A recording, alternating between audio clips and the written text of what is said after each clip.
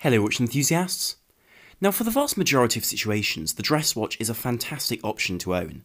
It's a watch which doesn't have a very high water resistance and isn't particularly robust, but it is a piece that you can wear to work every day without any concern of it catching on your cuff if you have to wear a jacket, or indeed being any sort of trouble in terms of being too cumbersome or irritating due to its size.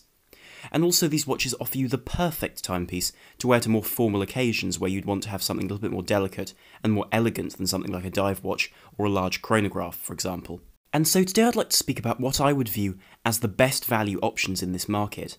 And these are pieces which come in at a very wide price range, but offer something for those who are just getting into the market and want something quite simple but well made, of high quality, and which will serve you for many years to come, all the way through to a Junghans, for example, with an incredible level of complication and detail to it, and a beautiful build for what is a reasonable price, bearing in mind the amount of care and the amount of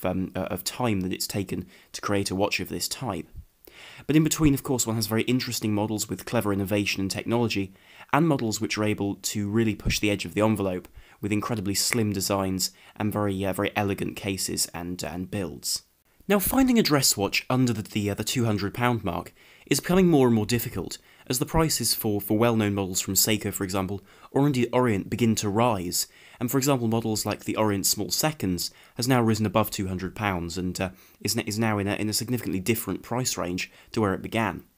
However, the piece I have for today is a piece which is extremely well discussed and one which I've spoken about before on the channel on different subjects. And this is the Orient Bambino version 4, and so this is the fourth iteration of this extremely successful dress watch, which comes in at a very affordable price range of around £100 to £130. Now the watch itself is stainless steel, as you can see, and comes in a size of 42mm by 11.8mm thick. And so this puts it very much on the larger end of the dress watch scale, but I think this is fine for this timepiece, because what it offers is a fantastic everyday timepiece, and so a slightly larger size can be more convenient for those with larger wrists, or those who want to wear it at more different and varied occasions. Now, as far as the brand goes, Orient is quite an interesting piece, because it's very different to the way other brands sit on the market. Now, they're a Japanese brand, but they're owned by the Seiko Corporation, but operate autonomously in terms of creating their own movements, and operate with designs and styles and builds which are completely separate from anything Seiko produces. But the beauty with Orient is that you're getting real quality, but the real beauty with Orient is that the quality of their products doesn't seem to match very well with the price they're offered for. Now, whilst these watches are by no means decadent or particularly incredibly adorned, for the price they're offered for, they're pretty unbelievable in terms of offering extremely well-made and extraordinarily reliable mechanical movements, such as the one that's featured inside this watch, in addition to very well-cut and very delicate, and also very well-designed stainless steel cases, and dials with colours and forms which you simply wouldn't expect to see for this price. Of course, the fourth generation Bambino is a piece which in many ways follows the very traditional lines of the dress watch. Its case is polished stainless steel, with a very slim bezel around that very heavily domed mineral crystal, which, whilst not being sapphire, for this price I think is still perfectly adequate in this hardened mineral crystal, which should be very difficult to scratch, but also will be resistant to a number of shocks. And of course, though not the best thing on the market in terms of being placed next to sapphire, it still will be able to stand the test of time extremely well, and if you do crack it, won't be expensive to replace. Of course, like the rest of the dress watches in this video, the water resistance of this watch is nothing to write home about. The water resistance is 3 atmospheres, which is effectively splash-proof, so I wouldn't recommend going anywhere near water with this watch, beyond anything like washing your hands, where this watch will do just fine. But in terms of the way the watch actually functions, the movement is the caliber F6724, which is an automatic in-house movement that's been designed and made by Orient, with hand winding and hacking as well. So that means that if you want to stop the second hand to set the time, you simply pull the crown out, whilst the date is also quick set and is automatic winding. And so you are getting a great deal of watch for the price in terms of the movement, which again, whilst not being the most elaborate of setups, is a very functional one, and one which fits extremely well with the concept of the watch itself. The watch also comes with a fantastic trio of dials, with the most simple, you could say, being the version with a stainless steel case and a simple set of very nicely but extremely sharply cut indices around the edge of the dial, which are applied in metal to the surface of the dial, which also match the Orient logo, which is also applied to the dial in all its glory and its splendour, to match those hands. And this dial features a wonderful fumé style of blue base, where the blue fades out to black to the edges of the dial, which is a very interesting process and not one that's conventionally seen anywhere near this price, and is very often associated with more expensive watches as a result of this process being such a delicate and very attractive one.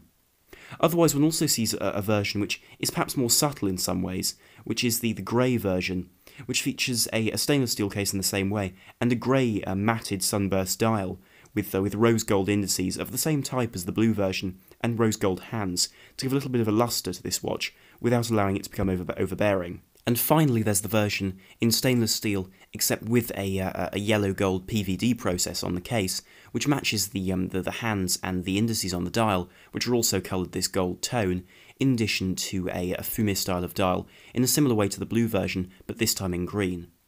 And so I feel that this watch as a whole is a fantastic option for someone who wants something affordable, but of extremely good quality and something which you can have serviced year after year and keep for many years to come in very, very interesting working order, which should be able to be appropriate for the vast majority of occasions. Now, where that Orient is a very heavily discussed watch, in terms of being very well known for its quality and its value, in terms of being a delicate and very historically accurate watch to the dress watches of the 50s, for example, the watch which I'd like to talk about next moves towards the future in a very radical way, because this is a Citizen EcoDrive Stiletto. And the reason why I'd like to speak about this watch is because it's a model which celebrates one of Citizen's new achievements in terms of creating extraordinarily thin quartz watches. Now, in terms of creating slender watches, Citizen have had quite a bit of practice, because they produced earlier on a piece which now sells for well over £2,000 in terms of the current sales value, with an extraordinarily slim case and a very innovative bezel to support it. However, this watch is available for £245 to about £330 depending upon where you look, making it exceptional value bearing in mind it has a thickness of only 4.7mm. Now, to put that into context, that is almost the thickness of the most well-known Swiss-made automatic movement in the world, the ETA 2824, which is about 4.6mm thick, depending upon the version you go for. And so as a result, this watch really is an incredible feat in terms of being able to offer you this ultra-slim case without creating a watch which is inconvenient to wear on a daily basis, or which will pose you any troubles. And this watch in terms of diameter is 38mm in diameter, and allows the watch to have this strange balance of a large dial which is very legible, very clear, but also is a dial which is modern and makes the whole watch look larger, with a diameter which is relatively small at 38mm, which means that it both appears large but also is perfectly appropriate for formal occasions. The case is also very delicately done, with narrow lugs, which are quite widely spaced, but nonetheless allow the watch to have quite a modern stance on the wrist, without it appearing overly delicate, despite its relatively small size, and for example its extremely small crown due to its very thin case, meaning that you couldn't have a larger one. And in terms of the protection of the crystal, which of course is crucial for a watch of this slimness, which could be a risk in terms of daily wear, it has a very well stepped bezel which stands around that flat sapphire crystal on this watch, which again is a touch which Citizen didn't have to add, but I'm pleased they did because it gives it very high scratch resistance on the front and allows the watch to be an altogether more practical timepiece. But if one looks past the sharp angles of the case and the interesting finishes, the dial is a wonder to behold on any model you go for, because of course there are PVD versions and two-tone gold versions, for example, albeit that gold is PVD applied. But irrespective of which version you go for, you get this beautiful guilloche style of dial with this sunburst effect, which is rather coarse and deliberately so to catch the light in these planes, rather than giving a fine finish, which is a fantastic way of changing this very traditional technique. Then in addition to that, one has this striping which runs around the edge of the dial and unifies those applied indices, which as you can see alternate from large and small to to create this sort of balance around the dial, which works extremely well and offsets the hands, which are very delicate and as you can see are in white metal with this bevel down their centre. The delicate finish of the dial is all the more impressive, bearing in mind that it has to accommodate the EcoDrive technology of this watch, which of course means that the dial works as a solar panel or a photovoltaic cell, which charges the battery of the watch and allows it to run without any sort of interference like changing batteries for long and extended periods of time, which is great to see and something which defines this watch as something very different, because of course Seiko have their kinetic watches in addition to their solar models. It's nice to see the same sort of technology, albeit executed in their own way, from Citizen, which makes this watch a fascinating piece if you like a modern design, but also want something which is formally correct and allows you to wear it at the most formal of occasions, whether you go for the blacked out version to be a bit more informal, or the fully stainless steel version to go for the more delicate and simple format. And of course all of them come on a metal bracelet, which admittedly doesn't have screws, but rather it has pins, which is a small trade-off to pay, but I think is a nice touch, because it allows the watch to have a certain heft, as opposed to simply disappearing on the wrist, as it may do with such a dangerously slim case. Now the following piece is quite a curious one, because it balances modernity with a sort of an old-fashioned charm which you don't see very often. And this is the Krista Ford C5 Malvern 595. And this model is Krista Ford's most slender watch in terms of its case design and build, and I think it's a fantastic achievement for Krista Ford, giving a really wonderful design to a watch, which otherwise perhaps would have been overly simple. Now speaking of the basics first of all, this watch is quite a simple watch in terms of its concept, because it has a fully polished stainless steel case with the most wonderful curves around its bezel and around its case back, which come up and prevent the watch from appearing in any way sort of solid, or giving it any solid or rigid flat edges, which would otherwise interfere with the design. And the case diameter is 39mm, which does put it on the larger end of things in terms of being a very simple two-hand dress watch. However, thanks to a thickness which is quite remarkable at only 5.95mm, it is a very, very slender mechanical watch and does an extremely good job of holding its own against other products of a higher price. And this is where I think this watch is just such a phenomenal deal, because the watch itself has a very traditional build in terms of having those narrow lugs, the very simple two-hand layout on the dial, with very, very simple indices and no date, of course. However, it does all of these things in a very modern way. The hands, for instance, are blacked out and have this wonderful cap over the centre, so as not to show the central mounting point of the hands. And then, of course, one has that delicate little counterweight on each hand, just to balance out the design and give a very sharp, almost lightning bolt form to these hands, and utterly timeless appeal. Likewise, the new Krista Ford logo at 9 o'clock fits very, very well with this design, and I feel actually helps to balance the design by balancing the crown's position on the opposite flank of the case. And then, of course, the only markings other than Krista Ford are Swiss-made at the bottom of the dial, on account of its mechanical Swiss-made movement, which I'll talk about more in a bit of a moment. Now, in terms of the way this watch is presented, it comes, of course, with a 5-year warranty, which is something that Krista Ford are very good at having, and I think is quite excellent for the price this watch is offered for, which is between £595 and £680. And so this really gives you peace of mind, especially since you can return it within 2 months with their 60-day return policy. But in terms of its resistance to the elements, it is very minimal, with a 3-atmosphere water resistance that simply, again, is very much a splash-resistant rating, rather than being anything more. But that very much isn't the design of this watch, in terms of being anything rugged. This is designed to be the most formal of timepieces, and achieves that very, very well. Now, aside from the smooth polished case and the very moderate lug-to-lug length of 45.5mm, the matted dial gives the watch an almost space-age style, which appears reinvented from the 1950s, which gives a retro but also highly modern style to the watch, which appeals to me enormously. However, if you want something a little bit more flamboyant, or at least a little bit more conspicuous than the silver dial, then you can go for this wonderful light grey, which has a darker sort of tone in certain lights, and enables the watch to take on a slightly more impressive and slightly more unique design in relation to what else there is available on the market. If you look past the anti-reflective sapphire crystal, past the hands and the dial, or you simply gaze in through the caseback, which is of course an exhibition caseback, you get a wonderful view of a very, very well decorated ETA 7001. And what this is effectively quite an old style of mechanical movement, which takes on the manually wound form very, very well, and is in fact similar to what's used by Nomos in significantly more expensive watches. And it's a 17 dual movement with a 42-hour power reserve, which runs at 3 Hz, which means that it runs slightly slower than the conventional style of modern mechanical watch. But what this enables it to be is very, very slender, whilst also still having a long power reserve of 42 hours. And in fact, this is an incredibly slender movement, as it is manually wound. And there is a balance to the functionality of this, because bearing in mind the fact that you'll wear this watch for occasions, for example, or if you are wearing it, you won't wear it in a situation where pulling out the crown would be a problem. And so you have to wind it up every 42 hours, and thus allows it to run wonderfully. But aside from that, it's beautifully decorated, and of course without a rotating rotor on the back of it, you can see the movement all the better. And so whether you go for this watch on the leather strap for £595 or the metal bracelet for £680, I think it does offer a great deal in terms of being something which is slightly apart from the usual pack of ETA 2824 powered dress watches around this sort of price range.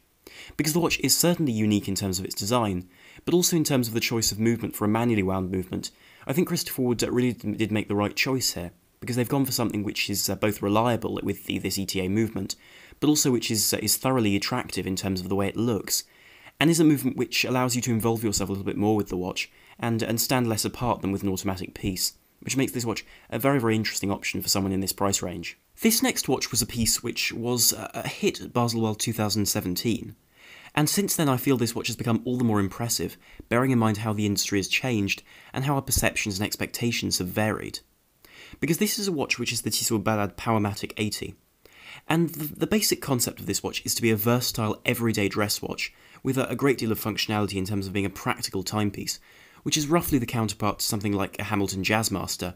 but I feel that thanks to the specifications Tissot have given this watch, it's a very impressive and strikingly interesting piece for someone who wants a great deal of value for a very reasonable amount of money, at least in my eyes.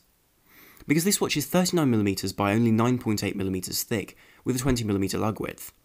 And whilst the thickness of 9.8mm may still seem fairly hefty for a dress watch, bearing in mind the specifications of this watch, I'm willing to forgive it that. Of course, it would be wrong to make any claims that this watch is some sort of highly recognised or incredibly individual design, because it's a very conservative and in many ways very unoffensive design, with a hobnail bezel and the hobnail dial to match it. And there's no doubt in my mind the quality of this watch is certainly very, very good, in terms of the way they've layered the dial, the way they've applied the indices, the surround to the date, for example, and the sharpness of the hands, are all signs of an incredibly impressive watch, in terms of the quality put into it. And this isn't a given with some models from the Swatch group recently, certainly with major changes to their movements, but it's great to see them really excelling in the quality of this watch. And this continues very much to the movement, which is the caliber 80.811. And this is the 80-hour Powermatic movement from the Swatch group. And certainly this movement isn't anything entirely new. It is based on ETA, and based on an ETA 2824 if you look at the design. But several major changes have been made to this watch. Because whilst it retains its 80-hour power reserve, which is an addition to this movement and means that you can put the watch down and pick it up a few days later without any concerns of it stopping, it's also a cost chronometer, which means it's been tested and regulated, which is something you can't always be sure of for watches of this price range. And then, of course, the crowning jewel is the fact that it has a silicone balance spring, which is a remarkable feat to put something in this price range into the sector where it has these new and very novel materials for parts. And of course, if any group could do this, it would be the Swatch group, with its immense power, and indeed its wealth. But I'm pleased to see them do this, because they've tried to spread the use of silicon to far more affordable watches, which is interesting because, of course, it gives a greater anti-magnetic property, but also makes the watch more desirable from the perspective of more innovative and more novel materials, which otherwise are perhaps left out at these price ranges. And of course, whilst this design is perhaps not the most novel of designs, it certainly makes this watch a far more eligible candidate for daily wear. And the reason for this is that the lugs are far thicker and still retain a very interesting and very complex selection of polished and brushed surfaces across them, with a very attractively signed Tissot polished crown and that hobnail bezel, which I think was a very nice choice, and matching it with the dial was a very clever idea. And so whether you go for a version on the strap or the bracelet, or indeed you go for a steel version, or one with the various PVD gold options, it's an interesting everyday watch thanks to those stout lugs which will give it strength on the wrist, as well as the fact that it has a 5 atmosphere water resistance, which means it's a little bit more resistant to sweat and things like that, if you happen to be using it without any real concern. And of course, with that chronometer certification, you can be sure it'll always be running on time, which is great to see, and I think makes this watch a far more mature watch than some other watches in the same price range. And so whilst the Krista Ford is perhaps a watch for someone who wants their dress watch to be an occasion when they put it on, this Tissot is designed for someone who wants the watch to keep up with everything they do, and keep up with it very, very accurately. It's a watch that you can wear to a formal evening thanks to its hobnail bezel, or simply during the day thanks to its high contrast hands, whether you go for the silver against the white dial, or you go for the silver against the black dial, you will get this very legible design with the numerals at 12 and 6, making this watch probably the most versatile watch in this video, and a very interesting option for someone who wants a sub-£1,000 watch that really will give you everything you could ever want for that sub-£1,000 price range in the dress watch segment. Now this final watch I'd like to speak about moves up significantly over the Tissot as the luxury watch in the video, because this is the Junghans Meister Kalendar Moon, and this is a piece which represents, I feel, a very nice juxtaposition of the world of luxury watches and elaborate dress watches with the world of relatively inexpensively serviced and reliable and well-proven movements.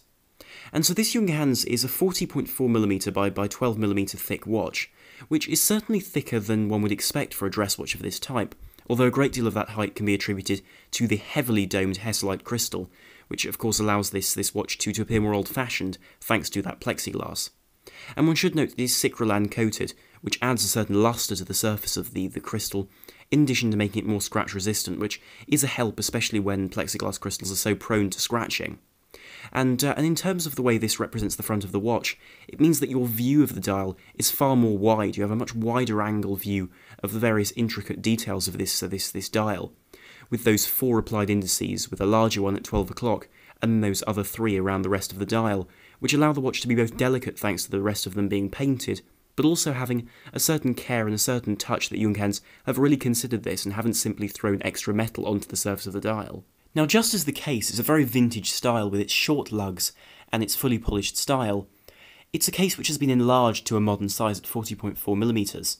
and the dial follows a similar line, because underneath that wonderful crystal, it's a slight off-white hue, which allows the dial to appear slightly warmer, but also slightly more interesting than a traditional white, and so allows the watch to take on a charm which I think otherwise it would have missed, and which is also celebrated in that wonderful crown which features the Junghans logo in it, which is just an attractive touch, and one which just builds this watch as a unified package, which quite frankly punches well above its weight. The dial is also completely symmetrical, as you can see, with that Junghans logo at the top in that wonderful vintage font, in addition to the extended end to the second hand, which gives weight to the dial and allows it to look larger than it perhaps is. Furthermore, one sees this arrangement of functions because this watch has a complete calendar. So it's not an annual calendar or a perpetual calendar, so you do have to change it each month anyway, but it still allows you to have this fantastic display with the day of the week on the left, the month on the right, and of course at the bottom you have the pointer date, in addition to a beautiful Moonphase, which has been treated with a great deal of care, and of course depending upon the version you go for, these details do vary, whether you go for a version with a simple stainless steel style case, or you go for one of the versions with the PVD gold colours. And I think that in this regard Junghans have been extremely careful to not simply produce different versions of the same watch. So for example, the PVD gold version comes with a grey dial, which offsets the warmth of the gold in order to give it that sort of that balance which you would hope for with a watch in those colours, to prevent it from becoming in any way ostentatious or gaudy, and so it remains extremely attractive without losing any of its original charm. Now looking at the back of the watch, one can see that the case actually subtly curves, and thus gives a very comfortable form to fit onto the wrist, but also culminates in an exhibition caseback. And what this shows is a movement which is often seen as quite simple, which is the ETA 2824. However, in this case it's been beautifully decorated by Junghans and prepared extremely well for this application. Whilst to add those complications to the front of it, one has to look to the module which has been attached to its surface, which is from the famous maker of modules Du Bois de Pras, who have been involved in a great deal of watches recently, notably, for example, the Squire Master, where they fitted the module that would control the various functions on its dial, and so they really are an experienced maker of these additional modules. And whilst this module can't be controlled from the crown, you control it from 4 pushers which find themselves on the back of the case, which you can push with a toothpick. And it would certainly be true to say that this watch does move up significantly in terms of price, up to £1,950, or up to £2,100 if you go for a version with the PVD gold case. And so whilst it's true that this price is somewhat elevated in terms of now being in a playing field with the likes of Tudor, for example, and some of the lower end Omegas, I think it's absolutely up to the job of competing with these, because the attention to detail this German brand has put into the watch is quite remarkable with regards to the movement, the case, the dial, and just the care that's been taken to put all of these parts together and make them work together as a single unit. And so I think whilst it's very easy to overlook the beauty of this watch and the care taken with its production at first, I think after spending some time looking at this watch and spending some time wearing this watch, it makes for an incredibly interesting package if you're in the market for a more luxurious and more complicated dress watch. And so I'll conclude the video here, but I'm extremely interested to hear what you think, because in this video I tried to put a more varied list of dress watches than I have every year before, in terms of creating my annual review of the best value dress watches on the market. And so do tell me in the comments down below what you thought of the video and the variety of watches I showed, because I'm always interested to learn more about what you think of these watches, which in my eyes are very much a subjective thing, and so of course vary enormously depending on the person's individual perception of the timepiece. And so if you did enjoy the video, then please do like, share and subscribe to help the channel and to be able to enjoy more content here in future. So thank you very much for watching. This is Armand the Watch Guy, out.